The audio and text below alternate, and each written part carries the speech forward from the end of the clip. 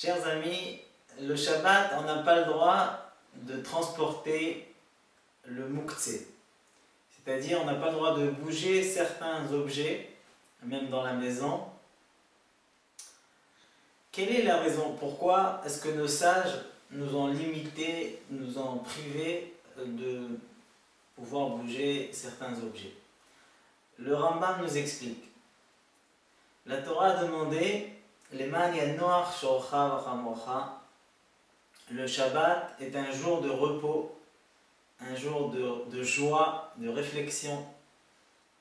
Et donc nos sages ont jugé que si on va transporter n'importe quel objet, par exemple des cailloux, de l'argent, des documents qui ont de l'importance, comme un passeport, comme une facture EDF, le fait de transporter ces objets va nous gâcher le repos de Shabbat. Et donc, l'interdiction de transporter le mouktsé, c'est pas pour nous limiter, pour nous accaparer, c'est au contraire la Torah s'occupe comment est-ce qu'on va se détendre Shabbat, on va se déconnecter des soucis des 6 jours de la semaine et on va bien en profiter de Shabbat. Les règles générales du mouktsé, on n'a pas le droit de transporter le mouktsé en main propre. Par contre, de toucher le mouktsé sans le bouger, on a le droit. Aussi, on a le droit de bouger le mouktsé avec le corps, c'est-à-dire par exemple en faisant un mouvement ou même avec le coude faire bouger le mouktsé, ou encore plus de souffler et avec le souffle emporter le mouktsé d'un endroit à l'autre. On va citer les principes, les types de mouktsé.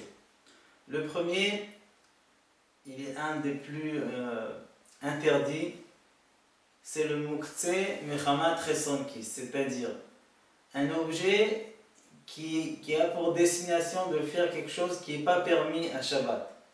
Par exemple, un couteau de shrita ou un couteau de chirurgien, d'un médecin. Le deuxième caractère du mouktsé mechamat resonkis, c'est que cet objet, il a une valeur que son propriétaire a la crainte qu'il s'endommage. Donc par exemple, le couteau du shochet, chaque shochet garde bien son couteau pour qu'il ne s'abîme pas. Et les chirurgiens aussi. Le deuxième type de mouktsé, c'est mouktsé mechamat gufo, c'est-à-dire c'est un objet qui ne sert pas à quelque chose d'utile. Par exemple, un caillou ou du sable. Le troisième, c'est le mouktsé le plus fréquent. C'est un objet qui sert pour faire quelque chose qui n'est pas permis à Shabbat. Par exemple, un marteau, une perceuse, etc.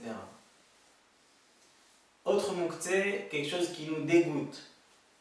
Par exemple, un animal qui est mort, il a une mauvaise odeur, il est mouktsé, on n'a pas le droit de le bouger.